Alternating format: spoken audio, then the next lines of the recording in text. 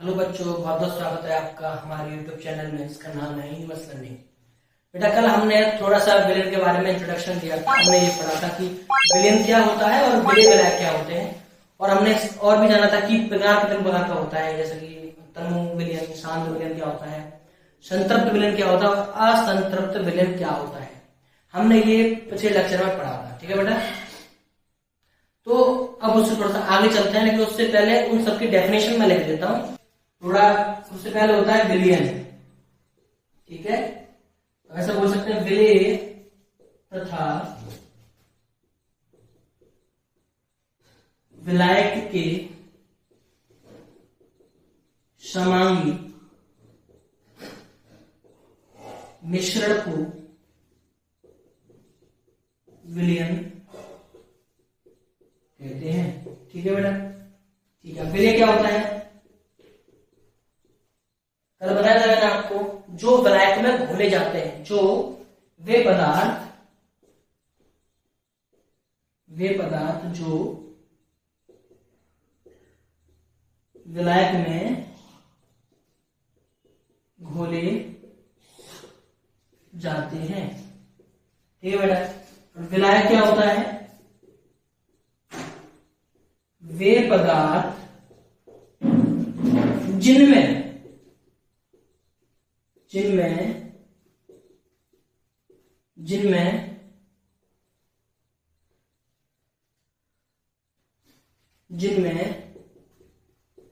विलेय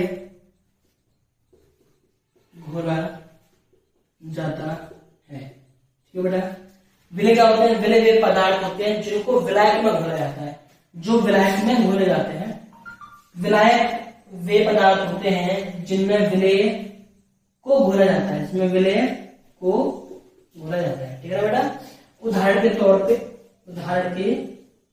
बेटा, जैसे मान लो नमक व जल का मिश्रण। ठीक है ना, क्या कहलाएगा बेटा, विलेयन कहलाएगा। ठीक है ना, हम चीनी देते हैं यहाँ पे, कल चीनी का एग्जाम्पल दिया था हम लोगों ने, और उसको हम बोल देते हैं शरबत। क्या बेटा, शरबत। ठीक है, तो यहाँ पे जल क्या बेटा, जल यहाँ पे बेटा विलायक हो जाता है, जिसमें हमने चीनी घोली थी। अब चीनी को घोला था तो बेटा ये कहलाएगी आपकी विलेय।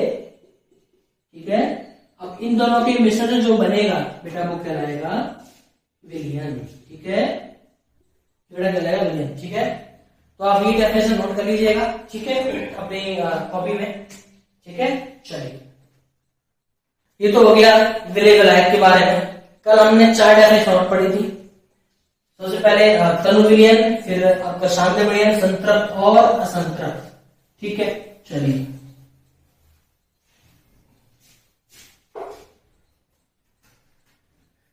तो बेटा डेफिनेशन थी, ये थे विलियन के प्रकार, विलियन के प्रकार। ठीक है, पहला है आपका तनु विलियन। ठीक है ना बेटा, इसमें बोलेंगे कि ऐसा विलियन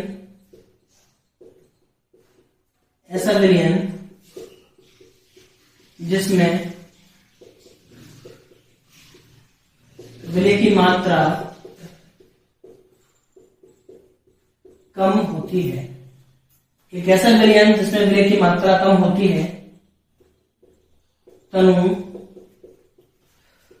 विलियन कहलाते हैं। ठीक है बेटा, हमने बताया कि दो अगर आपके पास विलियन है और जिस विलियन में विलेय की मात्रा कम होगी तो बेटा वो आपका होगा तनु विलियन। ठीक है, और जिस विलियन में विलेय की मात्रा ज्यादा होती है वो कहलाता है आपका शांत विलियन। तो बेटा शांत विलियन की डेफिनेशन हो जाएगी शांत विलियन। तो सेम डेफिनेशन रहने वाली है, ऐसा विलियन जिसमें विलेय की मात्रा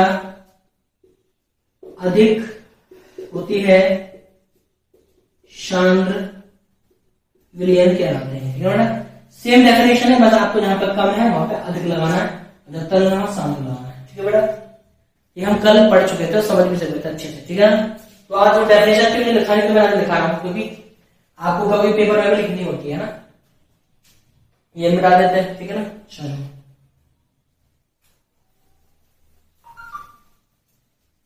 इसके बाद डेफिनेशन आती है बेटा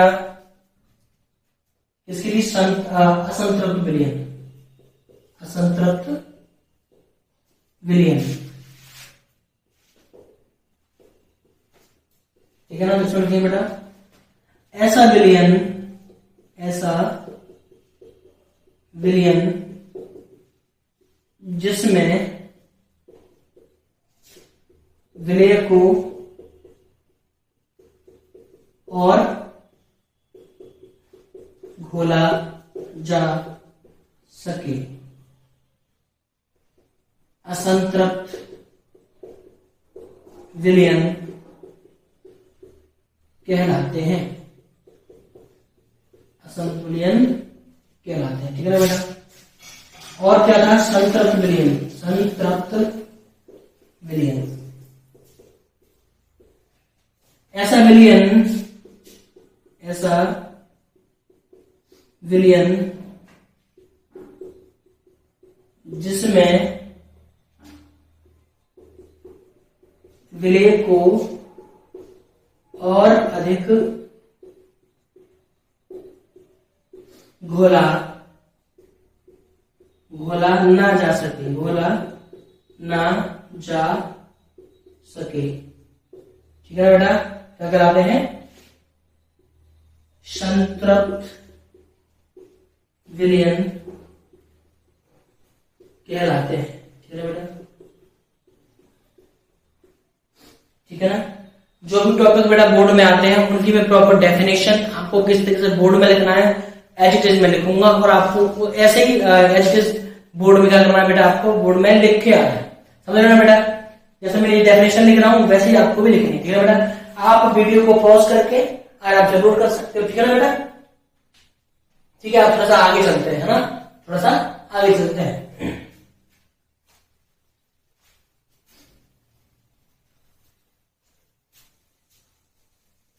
देखो बेटा हम विलयन बना चुके हैं, हमने विलय में विलय को डाल दिया, विलयन बेटा बन चुका है, ठीक है ना। अब बेटा एक वर्ड आता है जिसको हम बोलते हैं सांद्रता। सबने सुना होगा, क्लास में आप सुनते भी आ रहे होंगे, 11th में भी सुना होगा सांद्रता। सांद्रता क्या होती है बेटा, अभी शांत विलयन पढ़ा था हमने, ठीक है ना। अगर सांद्रता वर्ड होता है उसके बारे में अगर आप समझ लोगे तो आप सांद्रता को आराम से समझ में आ जाएगा, ठीक है ना। तो बेटा सांद्रता है ना, सांद्रता के बारे में पढ़ने वाले। देखो बेटा मैंने क्या कहा कि एक जल है 250 ml जल, ठीक है ना, 250 ml जल, ठीक है बेटा। इसमें मैं मिला रहा हूं 50 ml NaCl, 50 ml NaCl मिला रहा हूं, ठीक है ना। तो ये मेरा एक विलयन बन गया, नमक का जलीय विलयन। क्या बन गया, नमक का जलीय विलयन बन गया, ठीक है। अब मैं आपसे पूछूंगा कि बताओ ये विलयन की सांद्रता क्या है, विलयन की सांद्रता क्या है।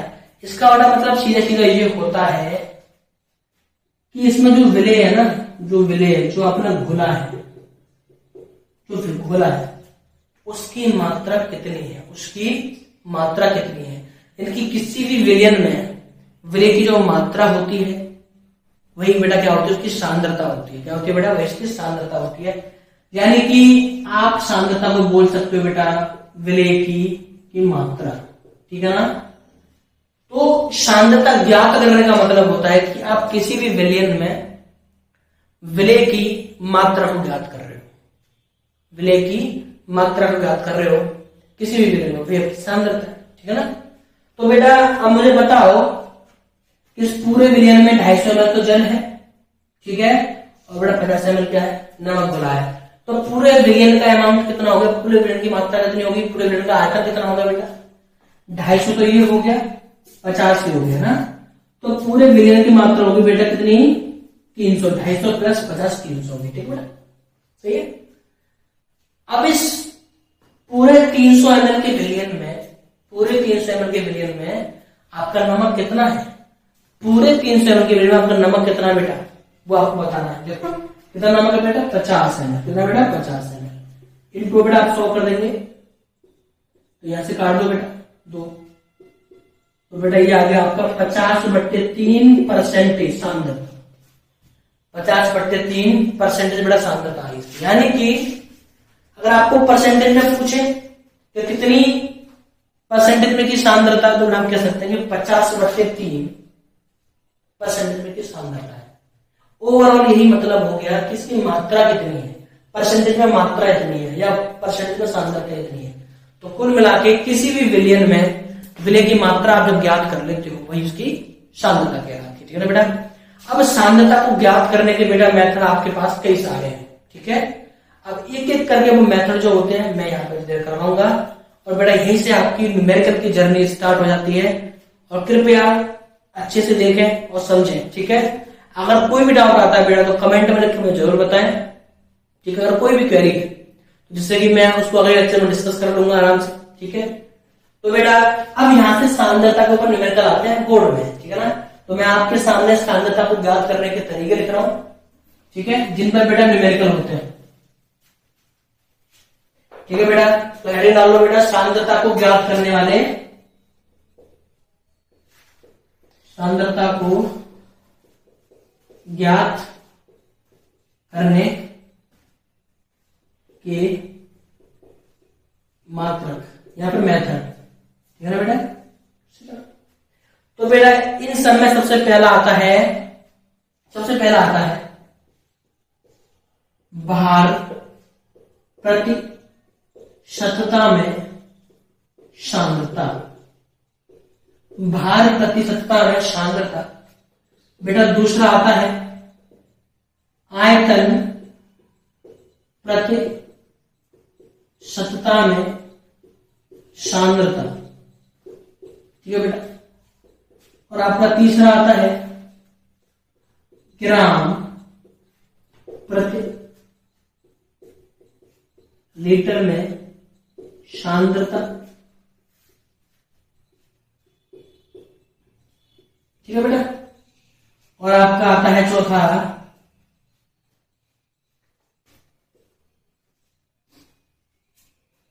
पीपीएम में सांद्रता है ना। अच्छा, पीपीएम को बोलते थे बेटा पार्ट्स पर मिलियन में सांद्रता। ठीक है ना बेटा, पार्ट्स पर मिलियन में सांद्रता। बेटा अगला आ जाता है मोलरता में। ठीक है बेटा, अगला आ जाता है मोलरता। ठीक है, मोलरता में सांद्रता, मोलरता। ठीक है, और बेटा आपका होता है अगला नॉर्मलता, नॉर्मलता। ठीक है, और बेटा आपका होता है इससे अगला मोल अंश। क्या बेटा, मोल अंश या फिर मोल प्रभाज। ठीक है ना बेटा, इतने हैं आपके सांद्रता ज्ञात करने के तरीके। ठीक है ना, सांद्रता मतलब इन सब तरीकों से सिर्फ और सिर्फ किसी भी विलयन में विलय की मात्रा को ज्ञात किया जाता है। सिर्फ और सिर्फ विलय की मात्रा, विलय की मात्रा को ज्ञात करना ही बेटा सांद्रता कहलाता है। ठीक है, तो बेटा आज के लेक्चर में इतना ही। अगर वीडियो को अच्छा लगा तो बेटा लाइक करें, सब्सक्राइब करें। ठीक है ना, और कमेंट में बेटा जरूर बताएं कि आपको ये वीडियो मेरा कैसा लगा है। ठीक है, मिलते हैं अगले लेक्चर में। ठीक है ना, धन्यवाद।